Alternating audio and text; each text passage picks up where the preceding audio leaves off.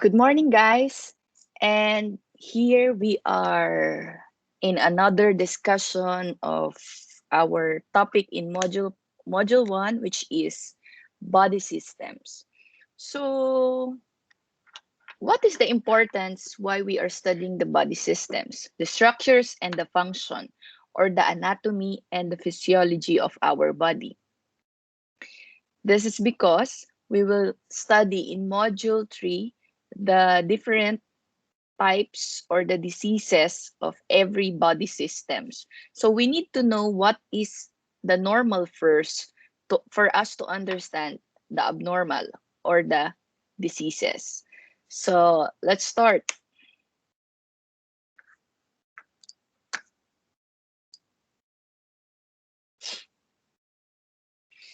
So let's start with the levels of organization that make each individual or organism.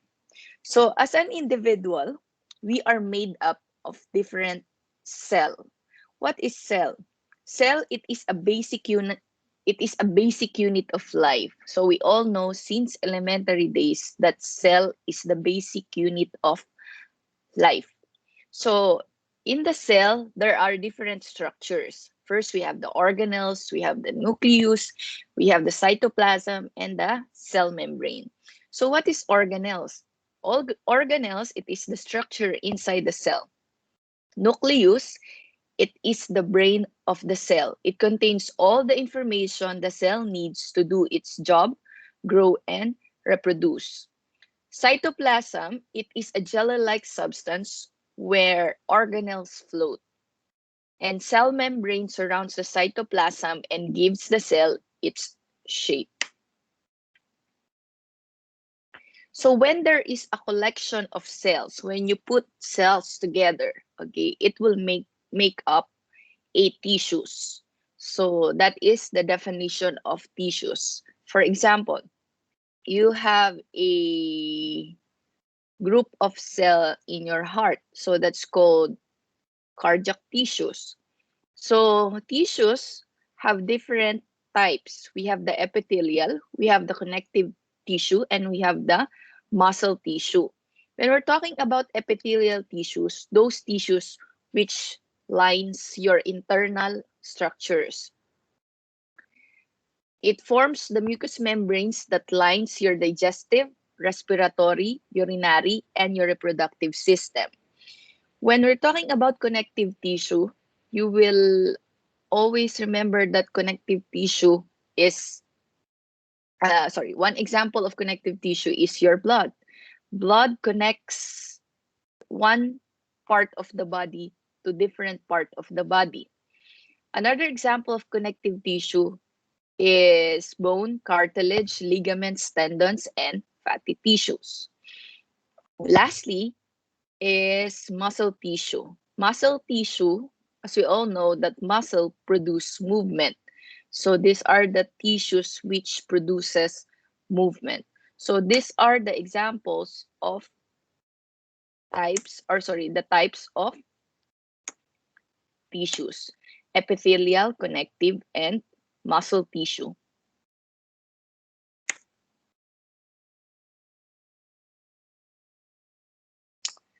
What are the types of muscle tissue found in our body? Okay, so subcategories of muscle tissues are skeletal muscle, smooth muscle, cardiac muscle, and nervous tissues. So these are what first is skeletal muscles. Skeletal muscles are those muscles which is voluntary. It means that you can control it. For example, the muscle in your arms, your legs, your extremities. These are called skeletal muscles because you can control it.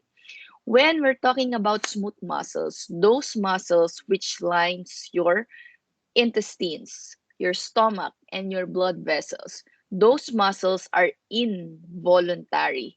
It means that you cannot control it. You cannot control your intestine for its movement, like the peristalsis. Okay? It is involuntary. Moreover, your cardiac muscle is involuntary. Cardiac muscle usually forms your heart. Heart you cannot control your heart, guys. It's involuntary. So smooth muscle and cardiac muscles are involuntary muscles. And lastly, you have the nervous tissue. Nervous tissue conducts information.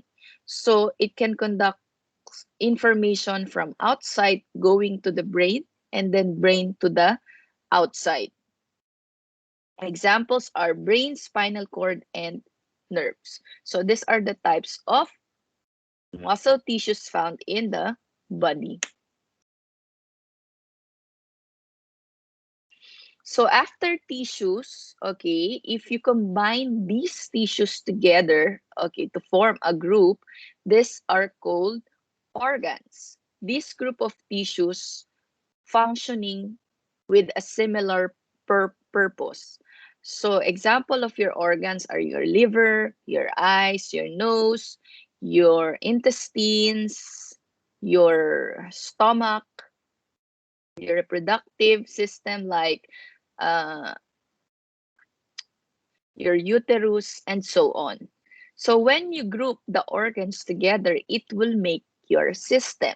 So when you group the reproductive system like uterus, the fallopian tube, uh, your vagina, your cervix, it will create a reproductive system or a system. So this organs is called organ system.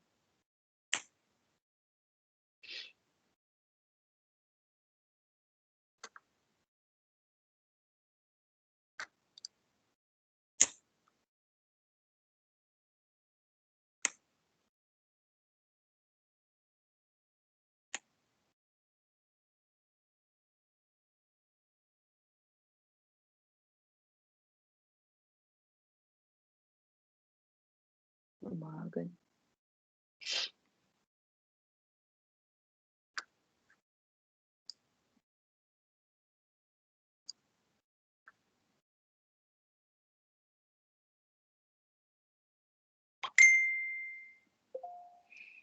So let's start with the first system, organ system in our body, which is the external side. So this is the integumentary system. Integumentary system, or we are calling it as the skin, is the largest system among all the system in our body. So what are the functions or the physiology of the integumentary system? First, it protects your body. It protects your body from the outside. Okay, it is a protective covering. Imagine your body without the skin. So all the microorganisms, all the foreign bodies will go inside your body. So one importance of integumentary system is it is for protection.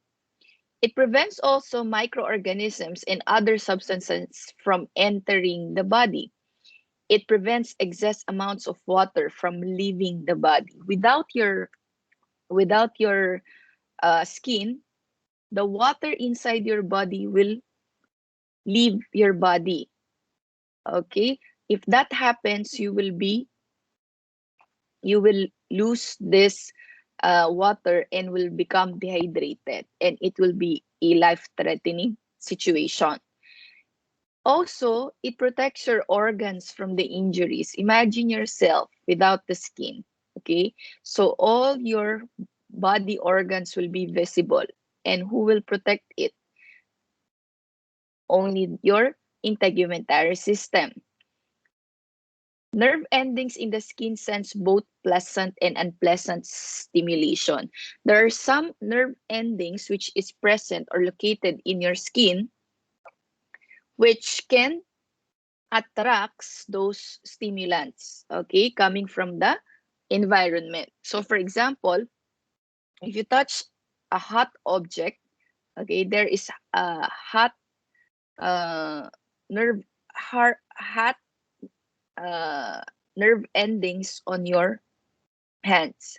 So that nerve endings will travel the information from the skin going to your brain, and your brain will process it and then you will respond to that specific stimulus. Also, your integumentary system helps regulate your body temperature.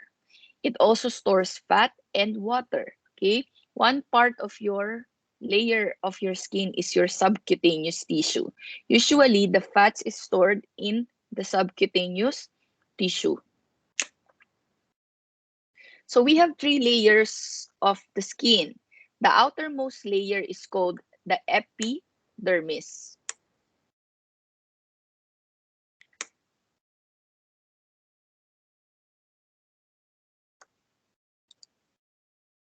Outermost layer is the epidermis. The middle layer is the dermis. Okay, the dermis. And the last layer is the subcutaneous, or the innermost layer is the fatty layer, which is called the subcutaneous tissues. So as you can see, the dermis contains the blood vessels.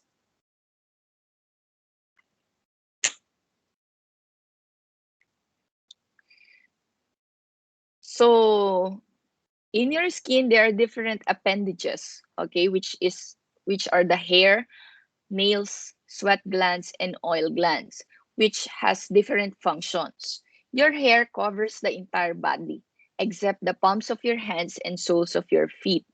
So here in the nose and ears are and around the eyes, okay, it serves as a protection from dust, insects, and other foreign objects. Your nail also protect the tips of your fingers and nose. It help pick up and handle small objects.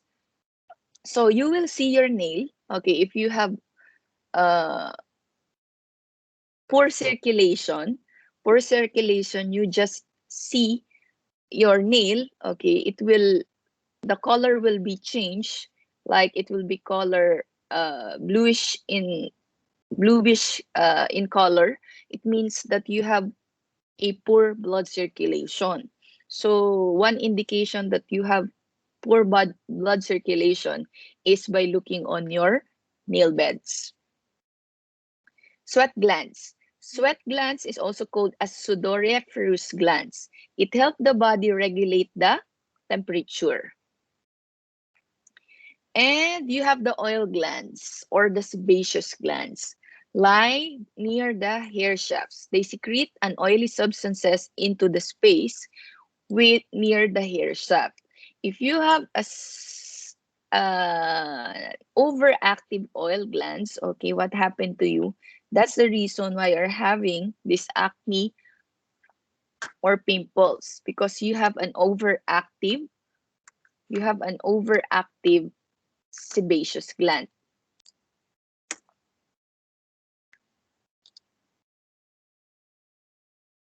So these are the structures and functions of your integumentary system. Now let's go to another system, which is the musculoskeletal system. Musculo means muscle and skeletal means your bones. So it's a combination of your muscles and bones. The system which makes up your muscles and your bones. So typically, your musculoskeletal system provides the framework for the body. Without this system, okay, you're like a vegetable. You can't stand alone. You don't have a framework and you cannot move. So the function of musculoskeletal system is for framework, for movement, and for protection of your internal organs, and gives the body its shape. Okay, imagine your brain. If your brain will not be protected by a certain musculoskeletal organ like the skull, your brain will be subjected to trauma, because there will be no protection like the skull. So let's talk about the structures of your musculoskeletal system. So first structure of your musculoskeletal system is your bones, okay? Guys, remember that you have a 206 bones in your body. I will not let you enumerate what are those bones, but when we were studying this course, my teacher were uh, asked us to memorize the different names of these bones, but I will not let you to do that. So just remember that we have 206 bones in our body. Bones are hard and rigid structures because the composition is calcium and minerals. That's why it's hard and rigid. What are the functions of these bones? First, it's for protection, like your skull. Another function of your bones is support, like your long bones. Synthesizing. Okay, why synthesizing? Because your bone marrow, okay, if you know the bulalo, okay, bulalo is a bone marrow. Bone marrow is where your blood cells is being synthesized. Okay, so without your bone, your blood cells or your red blood cells or white blood cells have no place, okay, where they will be synthesized. So that's the importance of your bones, okay? The production of your blood cells is taking place in your bone marrow or part of your bones. Also, your bones stored minerals. Okay, what minerals? Calcium and phosphorus. Fatty storage. Fatty acids can be stored in the bones, like adipose tissues. That's the bulalo that you want in bone marrow because fats is stored in the bone marrow.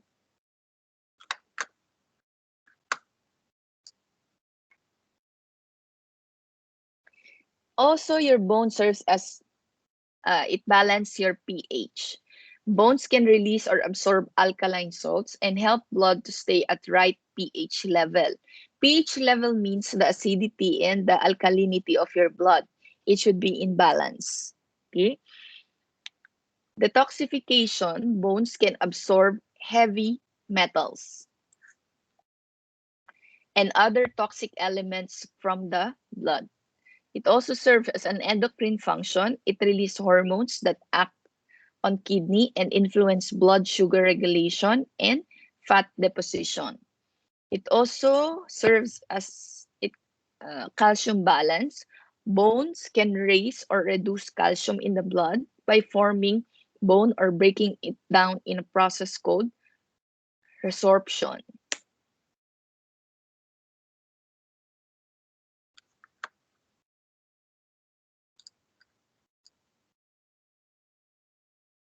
Okay, so these are your bones. So you have the bones in your brain, which is called the skull, the bones here in your jaw, which is called the mandible, the bones here in your clavicle. Clavicle, it is a landmark when you are locating your apical pulse. So you need to know where is your clavicle. Clavicle is your uh, bone in the upper part of your thorax. You have the thorax, okay, the bones which protects your lungs and your heart, and you have the sternum, your chest bone, okay. Sternum, it is an important landmark also when you are doing cardiopulmonary resuscitation, okay, because you need to locate your hands in the lower half of your sternum. So you need to know where is the sternum. You have the bones of your upper extremities. Okay. You have the humerus, the big bones of the arms. You have the two small bones of the arms, which is the radius and ulna, and the bones of your hands, which is the carpus and metacarpus. If it's plural, carp carpal and metacarpal. And the bones of your fingers, which is the phalanges. You have the bones of your spine, the pelvis, the sacrum, You have the bones of your legs, which is the femur, patella, tibia and fibula, tarsus, metatarsus, and the phalanges. Scapula is the bone uh, on your back, which is the shoulder blade.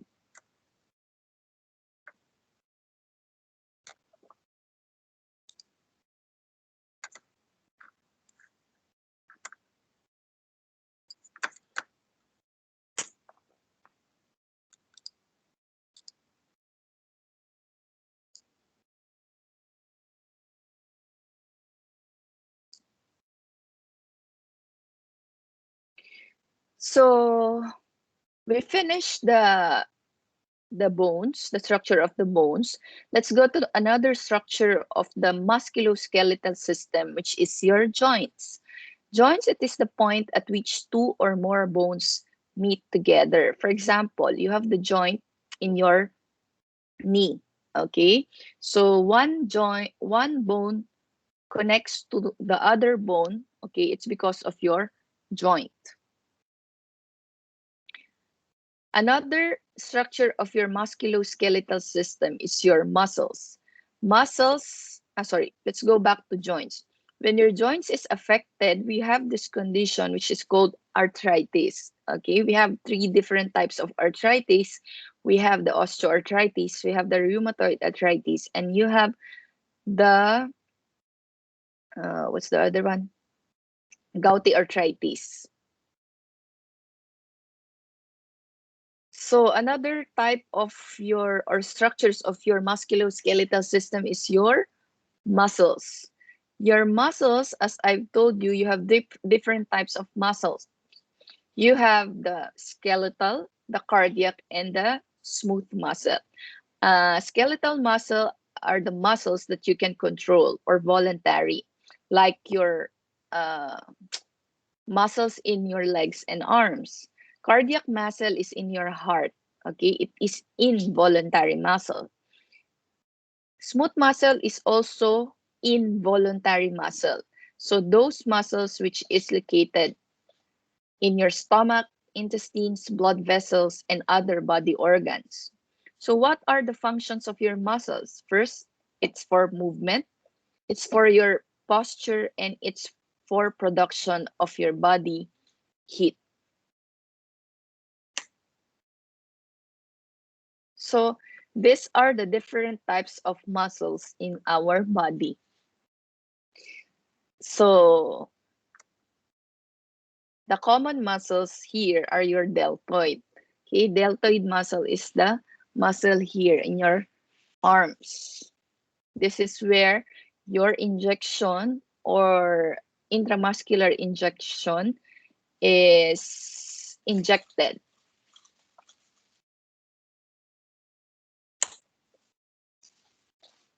Okay, so we finished the musculoskeletal system.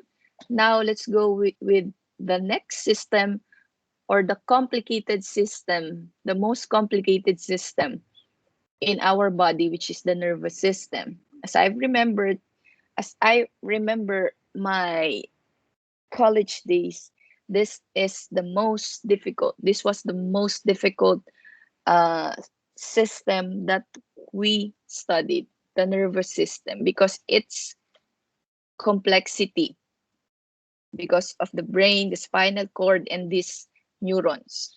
But I'll make it simple to all of you guys. Your nervous system, first, what is nervous system? Your nervous system controls, directs, and coordinates your body function. So it's like the boss of your body. Okay, without your nervous system, your other body systems will shut down. Okay, because no one will command them. No brain will command them to function.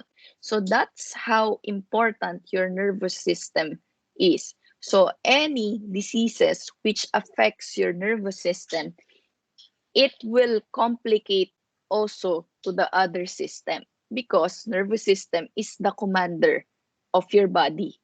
Okay, so if it will be affected, it will also affect the other systems. So nervous system, it has two branches. You have the central nervous system and you have the peripheral nervous system. When we're talking about central nervous system, guys, okay, it composed of your brain and your spinal cord. Your brain, what's the importance of your brain? Your brain receives and processes the sensory information and initiates responses, stores memories, generate thoughts, and emotions. Guys, for example, when you touch the hot object, okay, so you touch the hot object, okay, that stimulus will travel going to your neurons, going to your spinal cord, then to your brain. Your brain will process it. Your brain will tell that's hot. Okay, I touched the hot object. So your brain response will travel back to the outside.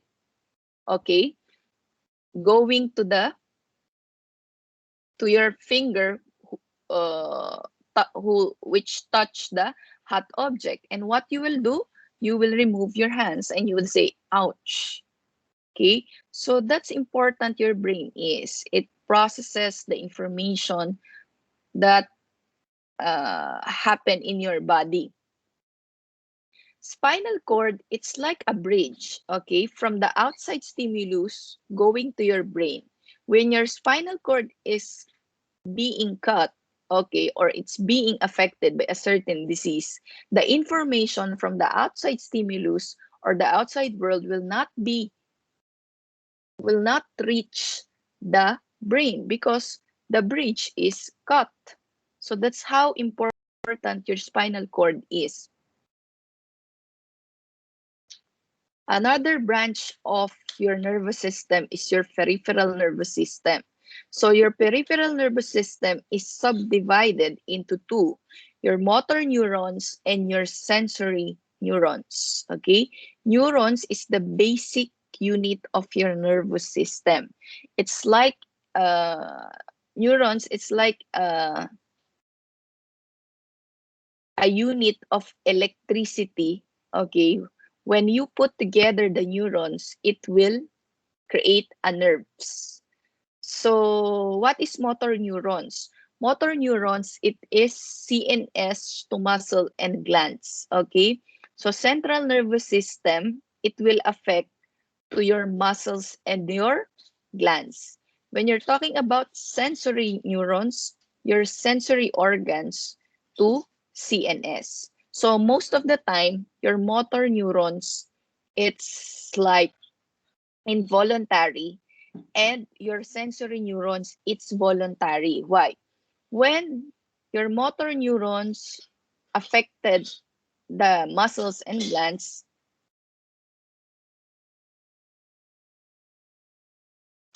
like in the autonomic system, it will be involuntary because you cannot control like your heart, your intestines. When your motor neurons affect, okay, your somatic nervous system, okay, another branch of your motor neurons, like the skeletal muscles, it's voluntary, okay? Sensory neurons, when you're using your sensory organs, like your eyes, your ears, okay, most of the time you're using your eyes, okay, it's voluntary.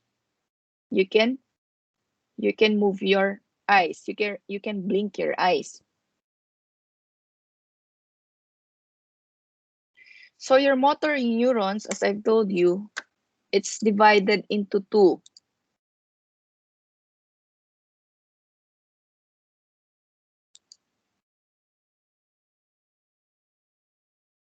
Your somatic nervous system and your autonomic nervous system.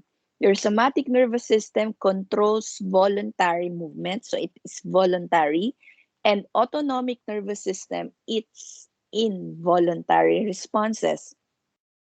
So autonomic nervous system, it's further subdivided again into two, the sympathetic nervous system and the parasympathetic nervous system.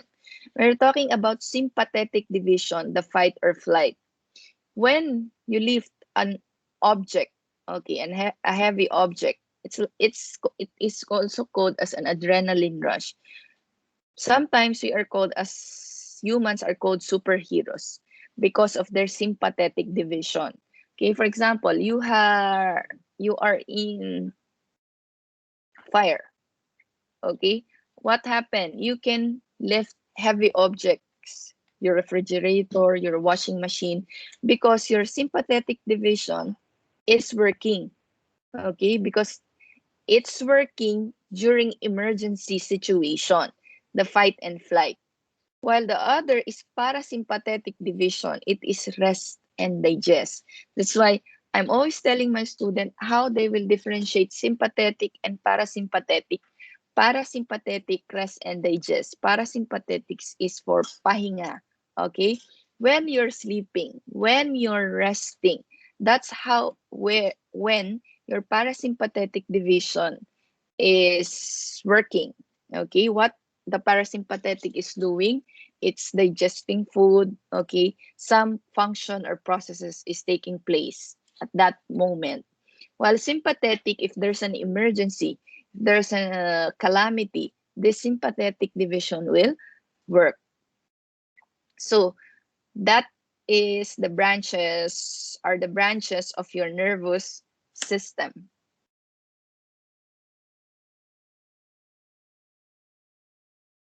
So these are the part of your brain. You have the bones which covers your brain, which is the skull. You have the cerebrum. You have the cerebellum. Okay, this part of your brain, lower part of your brain, which controls your movement.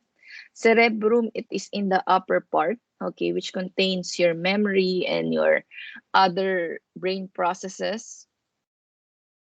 The brainstem, okay, brainstem is responsible for your breathing, respiration. This is your spinal cord, okay. Spinal cord is like a bridge which connects your brain to the other two stimulus.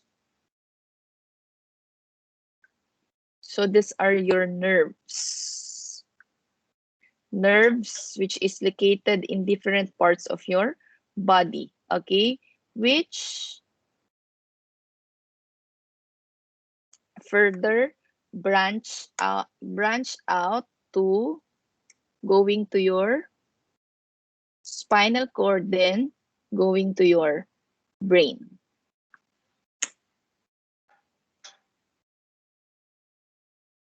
Okay, so that is our central nervous system.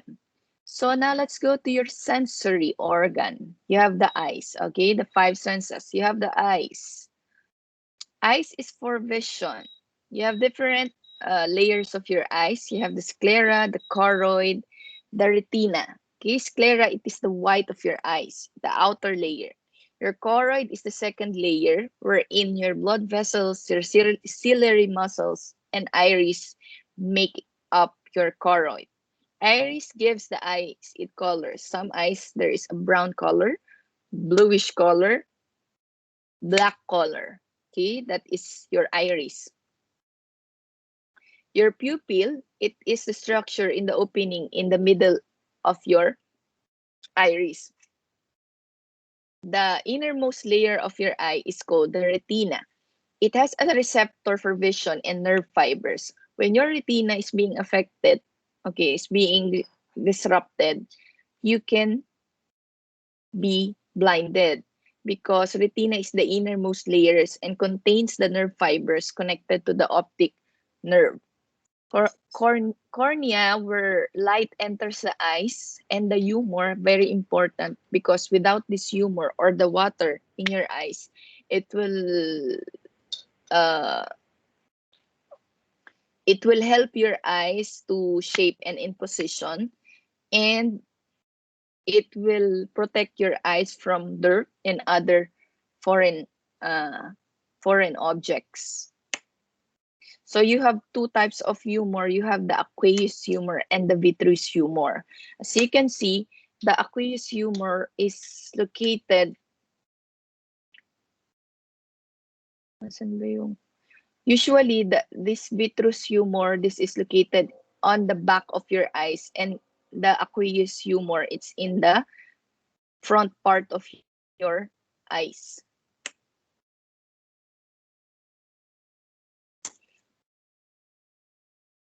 So your eyes is connected, okay, at the back, the so-called optic nerve. So this optic nerve is going to your spinal, going to your brain.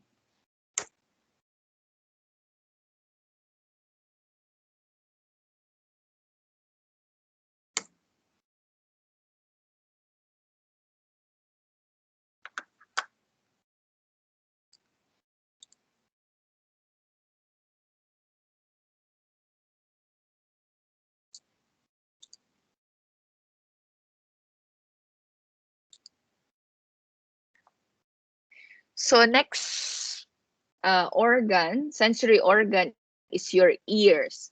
Ears, it functions in hearing and balance. The structure of your ears is external or outer ear. Okay, the external parts is called the pinna or the auricle. Okay, pinna, it is, we will study pinna later on because pinna, okay, uh, if you will be doing the procedure of taking temperature of tympanic, okay, what you will do is you pull the pinna up and then up and backwards for adult more than or 3 years old above, okay, and you will pull it down backward for those less than 3 years old above. So I'll teach it later on. So you need to know where is the pinna. Pinna is your auricle or the outermost layer of your ears. The external auditory canal or the tube, this is the tube that connects the outer ear to the inside or middle ear. Tympanic membrane, also called as the eardrum, divides the external ear from the middle ear. The middle ear or the tympanic cavity, okay, it contains your ossicles. These are the the smallest bones in your body. So the three smallest bones in your body are malleus, incus, and stapes. Eustachian tube also is located in your middle ear. Eustachian tube, it is a canal that links your middle ear to your with the back of your nose, and it will links to your throat. Okay, it helps to equalize the pressure in the middle ear. What happened, guys? That's why if you have uh, throat infection because of eustachian tube, what happened? You also feel that your ears is infected also, or it's itching, or you feel something is there if you have throat infection because there is a canal which is called eustachian tube, which connects your throat to your ears. So it's located in your middle ear.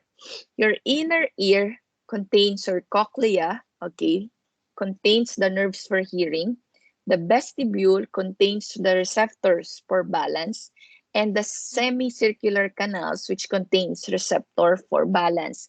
Guys, your ears is not only responsible for hearing, but also your ears are also responsible for balance. Okay, without them, you will always feel dizzy. Okay, so there is a dual function for your ears. It functions for hearing and also for balance.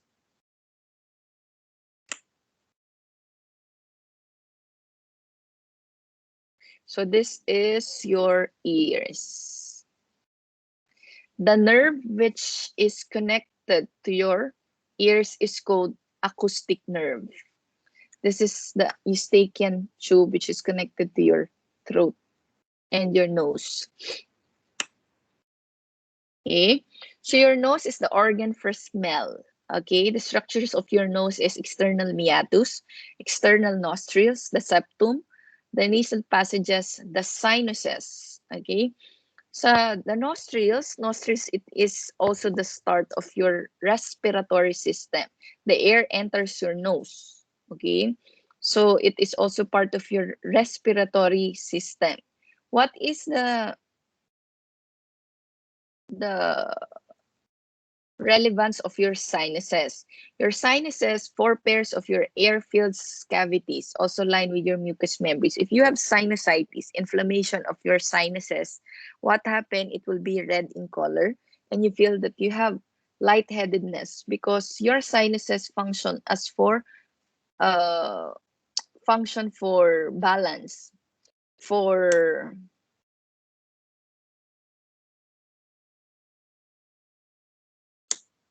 air balance.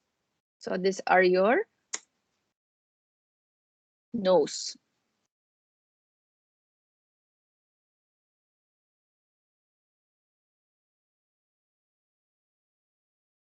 So these are your sinuses, okay? So you can see you have a lot of sinus in your face.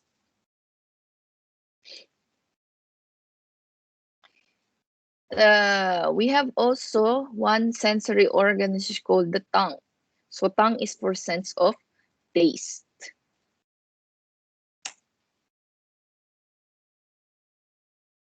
Okay, let's go to the another system, which is your circulatory system or your cardiovascular system. So your cardiovascular system made up your blood, your heart, and your blood vessels. So these are the main composition of your cardiovascular system: your blood, your heart, and your blood vessels. The heart pumps blood through the blood vessels. Okay, what are the functions of your circulatory system? It carries first. The blood carries. Wait, let's start.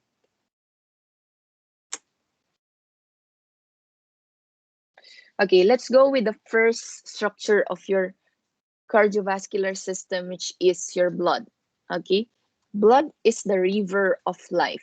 Okay, river of life, which means it's like a water system, which is freely going, freely flowing all over your body. Okay, there's some cells, plasma, which is uh, located, or which is contains your blood. Okay, so it is a combination of plasma and cells which circulates through the entire body.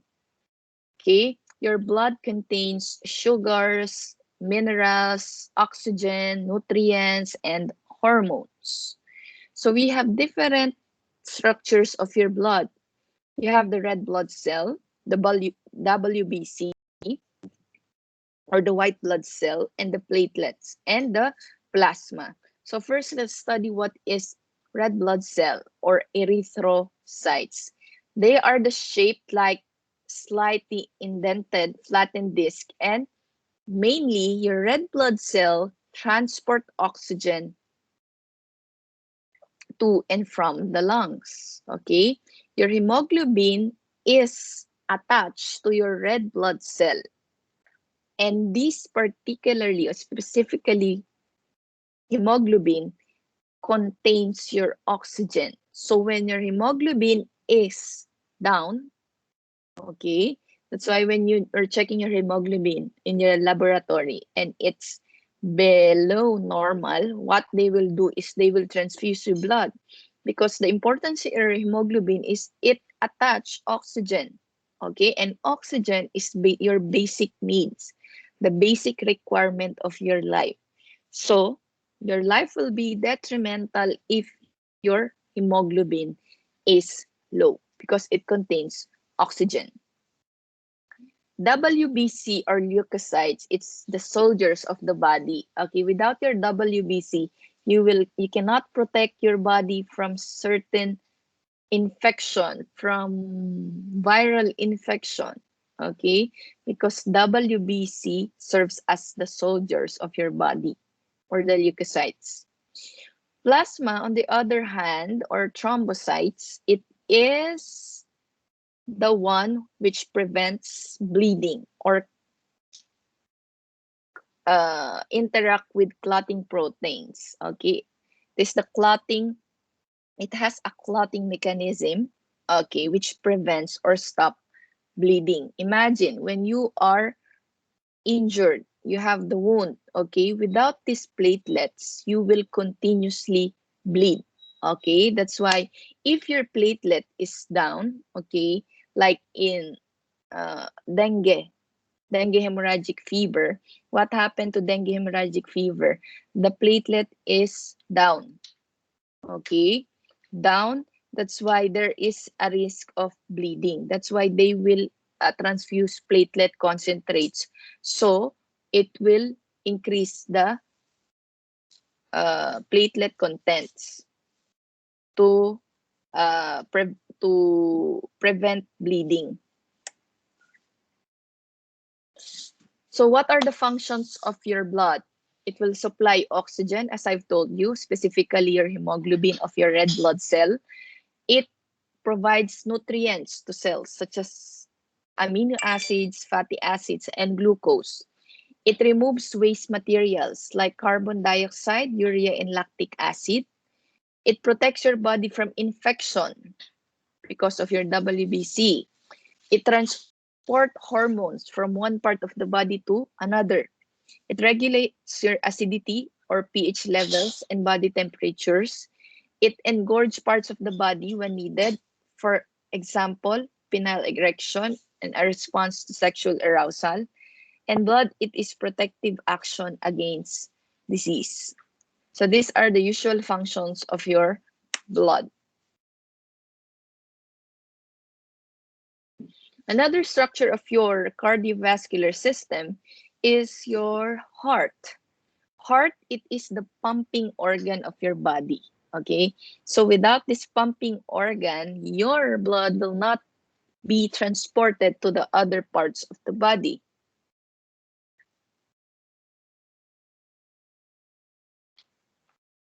So we have two chambers of the heart. You have the atria and ventricles. You have the right atria, and right ventricles and left ventricles. Atria is in the upper part of the heart, and ventricles it's in the lower part of the heart. We have three layers of the heart. You have the epicardium, myocardium, and the endocardium. Epicardium, it is the uh, outermost layer. The myocardium is the middlemost layer, which contains your muscles, and the endocardium is the innermost layer. When you have heartbeat, okay, when heartbeat takes place, okay, there is two steps which happen. First is your diastole and your systole. Diastole means your atria and ventricle relaxes and fill with blood. Okay, your heart relax, and your systole means your heart will contract. Contract, systole, relax. Contract, relax. Systole, diastole.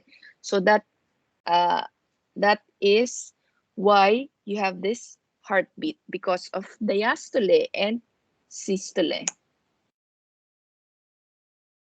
You have four valves in your heart. You have the aortic, you have the mitral valve, you have the pulmonary valve, and you have the tricuspid valve. That's why your blood flows continuously in one direction because of these valves. Without this valve, if this valve will be destroyed or disrupted, the blood will go back to your heart and it will not be in a one direction. So this is how valves are important. Okay, so see this valve. If it will not close properly, or if it will be uh, destroyed or disrupted, the blood flow will be in different direction. Okay, so your heart beats. Okay, your heart beats because of an electrical activity. That's why when you are watching series or television, okay, they are always using a defibrillator to shock the patient to regain the electrical activity of the heart, to regain the normal functioning of the heart. Because your heart, the reason why your heart it pumps because of electrical activity. Okay, so electrical activity started with the nodes, okay, the intra-atrial pathway. That's why it's pumping. Sinoatrial node, it will start to the sinoatrial node, going to the atrioventricular node, the atrioventricular bundle, the right and left bundle branches, and the Purkinje fibers. When you are doing the cardiopulmonary resuscitation, there will be always a cardiac arrest. Cardiac arrest happens when there is no electrical activity in your heart. The heart stops beating, okay, because there will be cardiac arrest.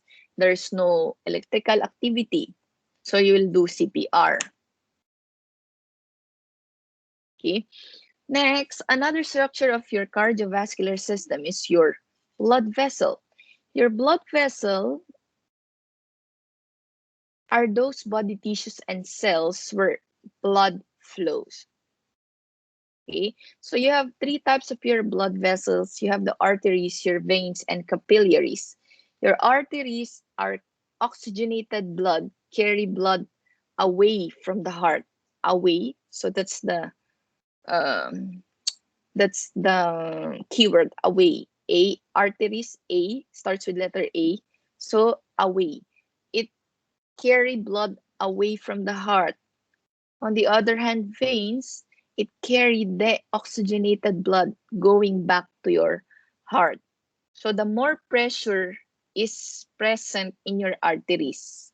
Okay, remember guys, the more pressure is present on your arteries. That's why when your arteries is being cut, bleeding will be more compared to veins, because there is a high percentage of pressure in your arteries. Capillaries are smallest arteries and veins. So these are your veins and arteries and capillaries.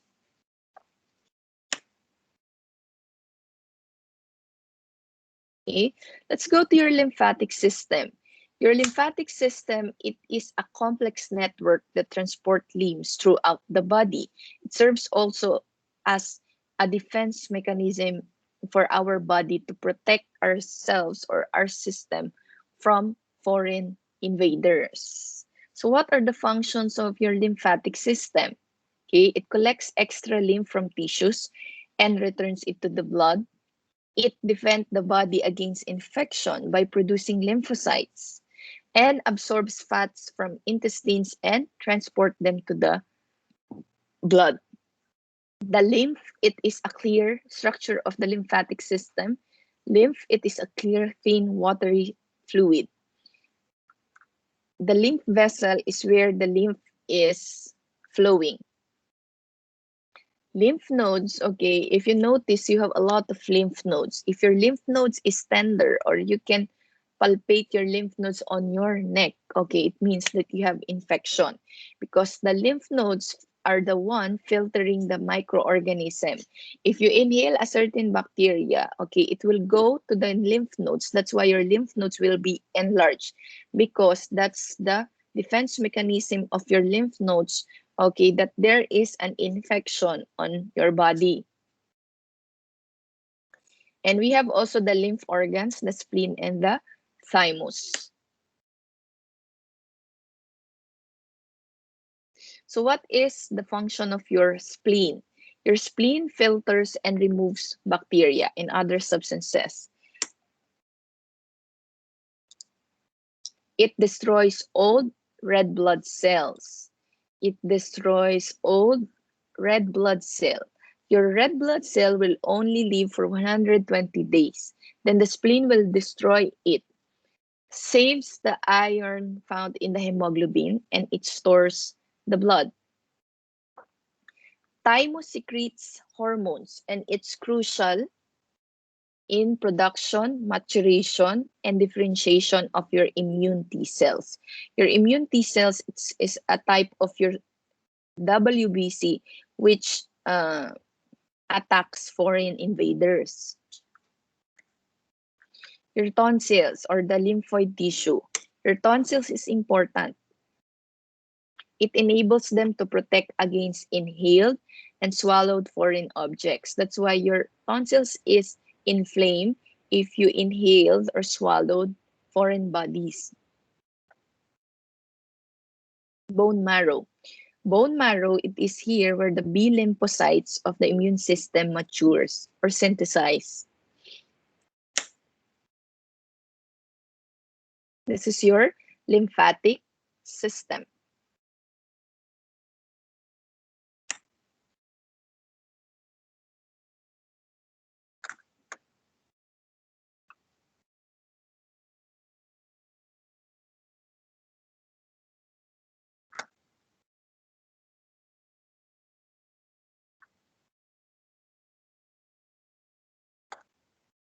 So now let's go to another system, which is the respiratory system.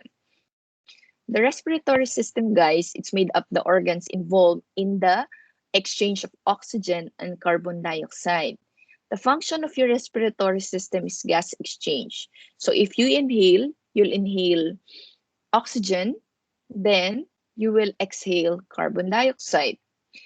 Regulation of the blood pH.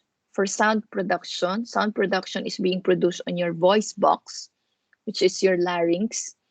Olfaction, okay, olfaction is smelling, okay, it's created or it's taken place or takes place in your nose. Thermoregulation, you have the maintenance of body water levels and you have the protection. You have the structures of your respiratory system, which is the upper and the lower. Okay, so your upper respiratory system is composed of your nasal cavity, your sinuses, the pharynx, and the larynx. Okay, your nasal cavity is your nose. Okay, there is cilia or the here, which is in your nasal cavity, which protects your nose from dust, okay, and other foreign invaders. Your sinuses also is there, filled with make the skull lighter.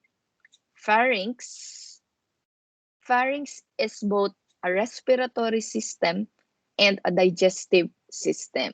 Okay, this is your throat where food and air passes through. Okay, that's why it serves as a dual function. Both respiratory system because the air pass through on it, and also digestive function because the food also pass through the pharynx. Larynx is essential in the human speech. It is also called as human voice box. The lower respiratory tract composed of your trachea, your lungs, the bronchi, the alveoli. So your trachea, okay, located just below your larynx. Okay, the trachea is the main airway to the lungs. Lungs together one of the largest organs responsible for the exchange of oxygen and carbon dioxide. Bronchi, it is the branch from the trachea, okay, which create a network of intricate passages that supply the lungs with air. And alveoli, it's like a grapes, okay, a shape of a grape, like it's like a grapes wherein gas exchange happen, okay, where oxygen and carbon dioxide exchange happens. It's in alveoli. And the diaphragm, it is a muscle. It is a muscle that contracts and relaxes when you inhale and exhale. So this is your alveolar sac where gas exchange happens. It's like a grapes. Your diaphragm, Air will enter on your nose, going to your pharynx, to your trachea.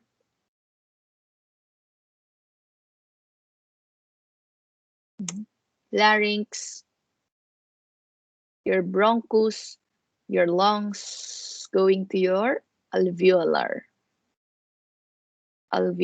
ducts or sacs. Now let's go with your digestive system. So digestive system is mainly an alimentary canal or a GI tract which serves as organs of digestion. So functions of your digestive organ is for ingestion, propulsion, mechanical digestion, defecation, secretion, absorption, and chemical digestion. You have the different structures of your digestive system. You have the mouth, okay? Mouth is the beginning of your digestive tract. The esophagus located in your throat near your trachea receives food from the mouth when you swallow. Your stomach, it is a hollow organ, or it is considered as a container that holds food while it is being mixed with enzymes. This is where food is breaking down into pieces. The food is going down to your small intestine. Okay, your small intestine is divided into three: your duodenum, your jejunum, and your ileum. This is where the nutrition or the food nutrition or the food nutrients is being absorbed in the small intestine.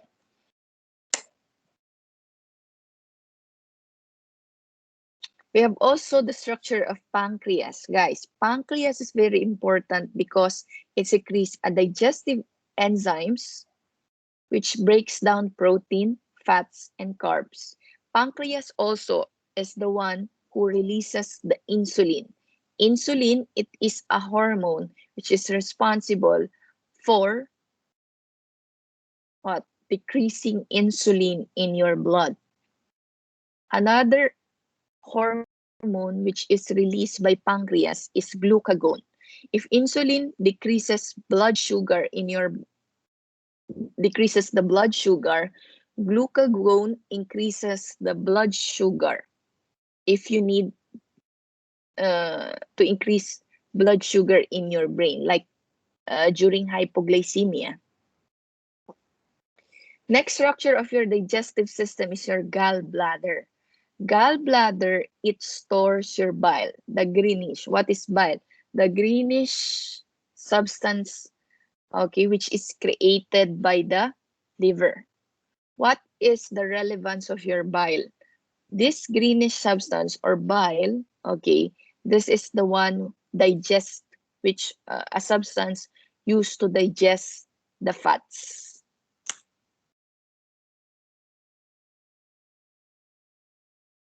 Next is your liver. Liver has a lot of functions. Okay, first, liver is the one producing your bile.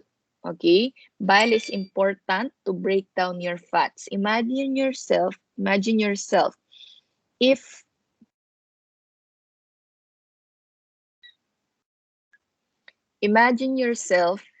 you eat lechon or pork. Okay, it contains a lot of fats or cholesterol. Without this bile, okay, the fats will not be break down into pieces.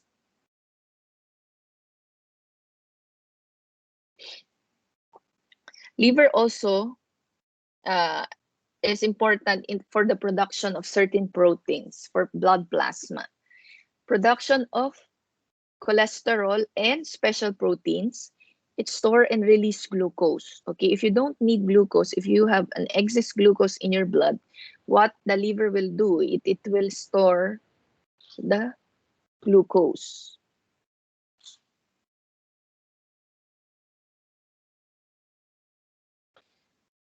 It processing of hemoglobin for use of its iron content, conversion of harmful ammonia to urea, clearing the blood from drugs and other harmful substances. The main function of your liver is for detoxification. So any harmful substances or drugs, okay, which is absorbed to your body, liver is the one detoxifying it. Resisting infection by producing immune factors and clearance of bilirubin. Next structure of your digestive system is your colon.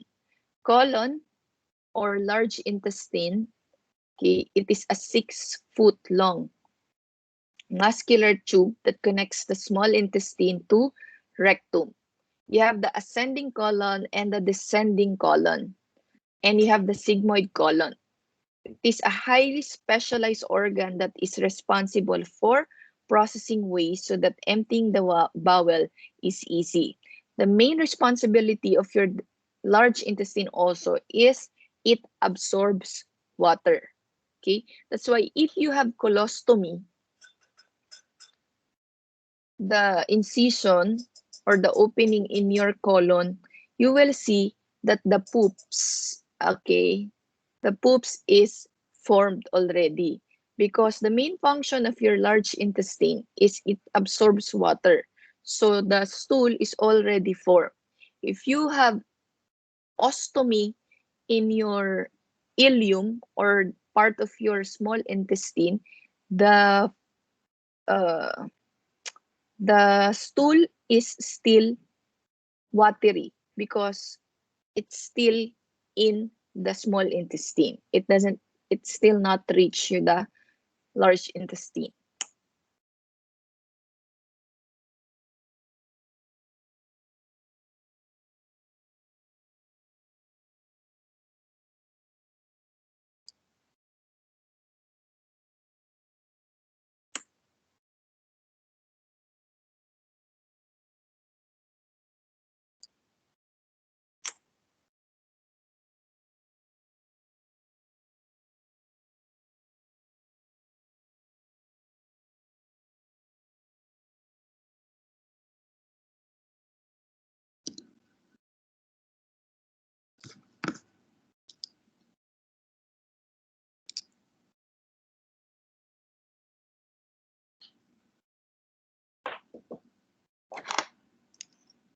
Wait lang guys.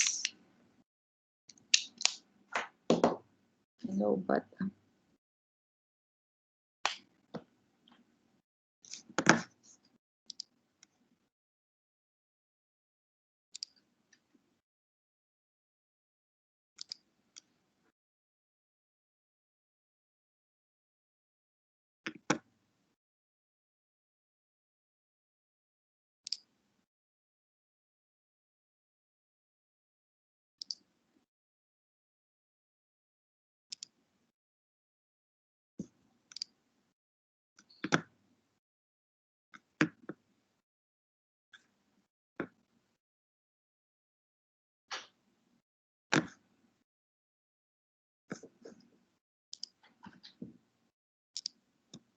so kung makonek.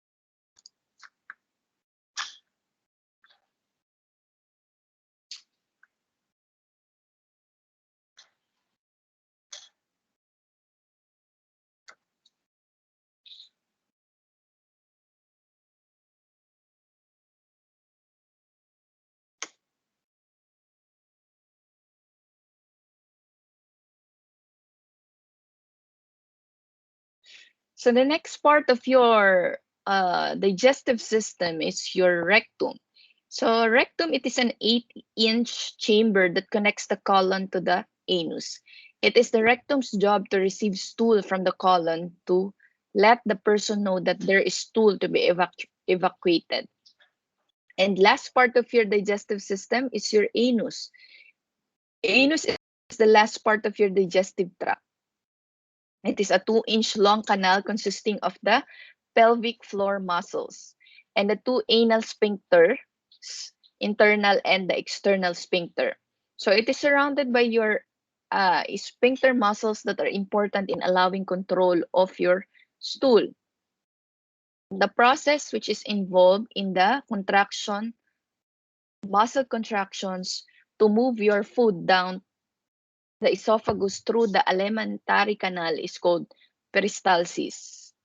If you're not moving, if you're bedridden, your peristalsis is affected. That's why you need to advise your patient to move, to mobilize, to move. So the peristalsis will return into its normal function.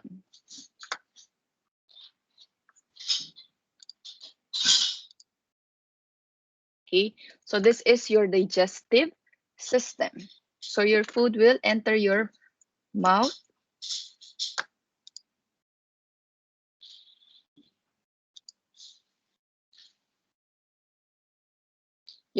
going to your anus. Now, another important system in our body is your urinary system. Your urinary system, also known as the renal system or the urinary tract, it consists of different structures like the kidneys, ureters, bladder, and urethra. What are the functions of your urinary system? It removes waste products from the blood. Okay, so through your urine, the waste products from the blood is being removed. It maintains water balance within the body. It maintains electrolyte balance. It maintains acid balance and regulation of your blood pressure. Why? Because your urinary system releases a certain hormones, okay, which regulates your blood pressure.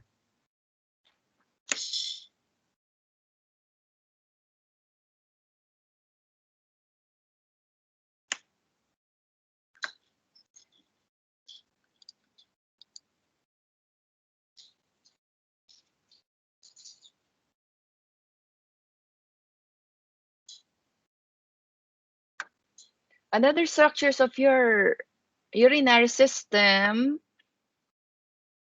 first structure of your urinary system is your kidneys. Kidneys is the main structure of your urinary system.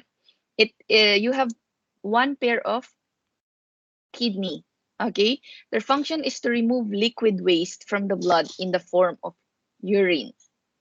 It produces the erythropoietin, the hormone that aids the formation of red blood cells, and remove urea from the blood through tiny filtering units called nephrons.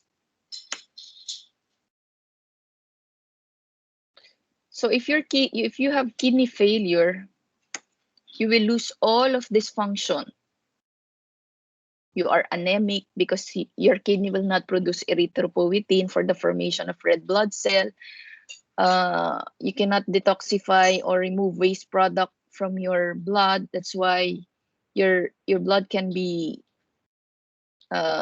intoxicated. That's why you will have a dialysis to remove all of these waste products. Another structure of your urinary system is your ureters. Your ureters are tubes which carry urine from kidneys to bladder.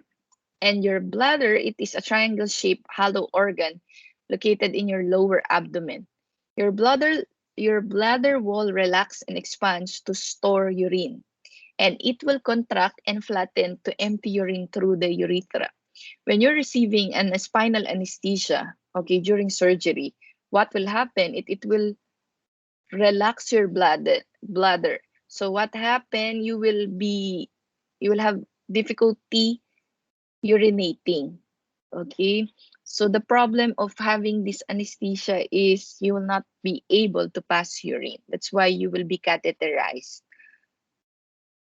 Urethra. Urethra, this is the tube allows urine to pass through outside the body. Okay, this is also in the outermost part of your uh, urinary system, where urine is passed to the outside of the body.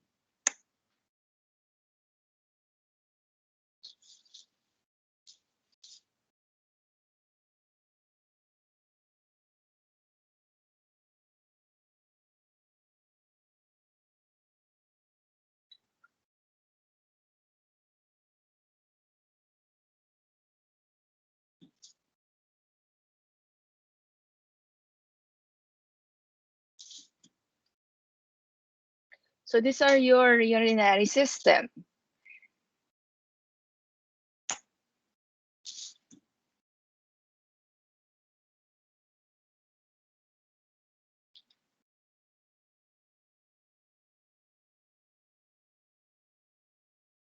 So next system, which is responsible for procreation, is your reproductive system.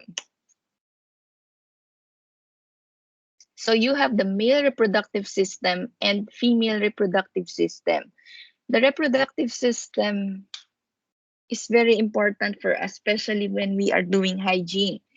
Hygiene for perineal care for female and male. You need to be familiar with the external genitalia, male and female external genitalia, because there are techniques how to clean those part of the body. So your male reproductive system first. Let's start with male reproductive system. So the structures of male reproductive system is your penis. Okay, penis is a male organ which is upfront during sexual intercourse. Scrotum, it is a sac-like skin bag which hangs below the penis. It holds your testes or your testicles with many blood vessels and nerves. What is testes and testicles? It is an oval organs which are almost the size of olives, which are present in your scrotum. It functions to make testosterone or your male sex hormones and generate the sperm.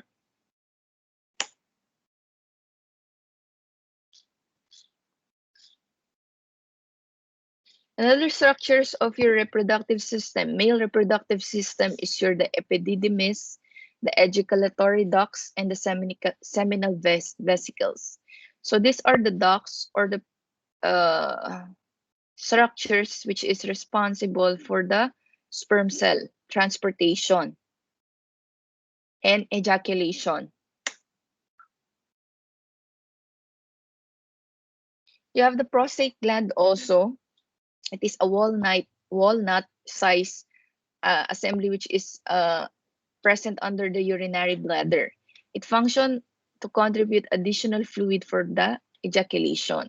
You need to recheck your prostate gland after middle age or 40 years old because it will be enlarged during your andropause. Okay, it can be enlarged or it can be cancerous. So you need to check it after 40 years old. You have also the bulbourethral gland and you have the vas deferens. Okay, your sperm cells are those male sex cells. Okay, this is also the male sex cells which is responsible for fertilization of egg cells. Testosterone, it is a hormone produced in the testes needed for reproductive organ function. So guys, this is the male genitalia. This is important, okay, during the perineal care. This is the penis of a circumcised individual, okay? And you have the testes, or this is the scrotum, urethra, and at the back is your uh what's this? The back is your anus. Okay. So first, when you're doing the perineal care, you need to start circular motion from the urethra, going down to your glans penis, going down to your penis, then clean your scrotum, under your scrotum, and your anus. When you're taking care of patient with uncircumcised penis, what you will do is you need to retract it to clean the inside part.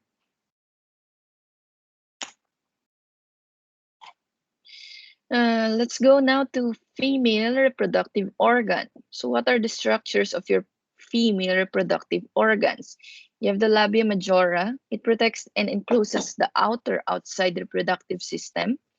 The labia minora, it is the small lip and can be small, close to 2 inches wide. You have the Bartholin's glands, responsible for to manage the fluid discharge. You have the clitoris. It's always analogous with the penis of the male reproductive system.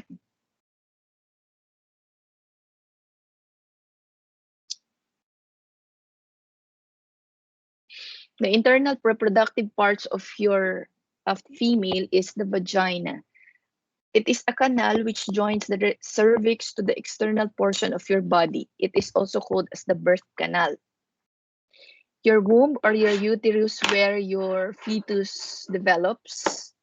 Your ovaries, it is an oval-shaped glands, okay, wherein hormones is being produced and egg cells is being produced. Fallopian tube, it is acts as a tunnel for the egg cells. And ova is the female sex cells. So what is menstruation, guys? Menstruation, it is the process in which the lining of your uterus, okay, usually happen in female individual, breaks up and is discharged from the body through the vagina.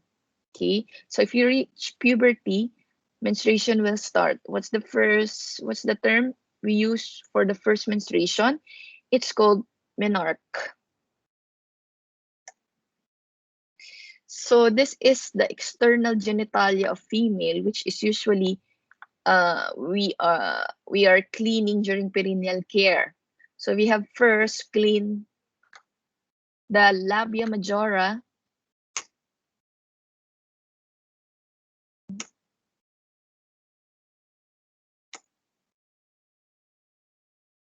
Labia majora. Then we need to clean the labia minora. Next, one stroke from clitoris.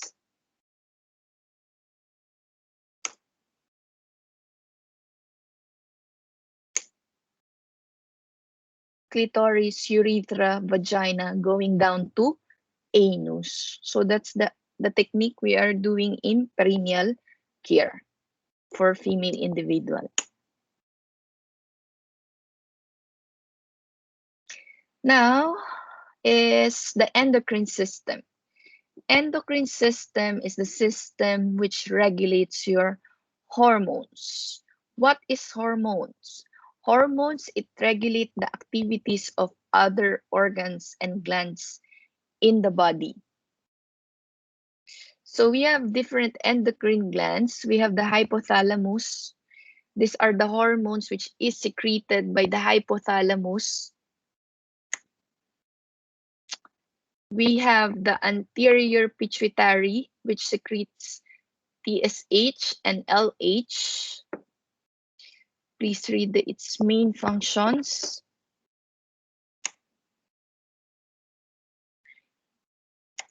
You have the follicle stimulating hormone and the growth hormone. You have the growth hormone and the prolactin secreted by the anterior pituitary gland.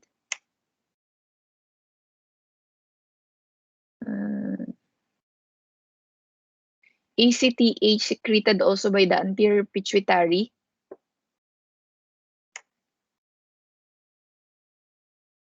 We have the posterior pituitary gland, which secretes vasopressin and oxytocin.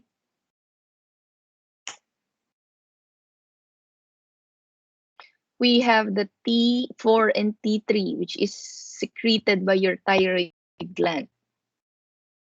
Okay, responsible in your metabolism. Please read this, guys. Parathyroid gland and calcitonin secreted by your parathyroid glands, which regulates your calcium levels. Adrenal cortex, which secretes cortisol and aldosterone, which regulates your blood glucose level and blood pressure. Also, your adrenal cortex secretes androgens. Androgens for male characteristics. The adrenal medulla, okay, secretes your fight and flight, the adrenaline and the noradrenalines, the hormones for emergency, adrenaline rush. And your pancreas secretes three hormones, your insulin, your glucagon, and somatostatin.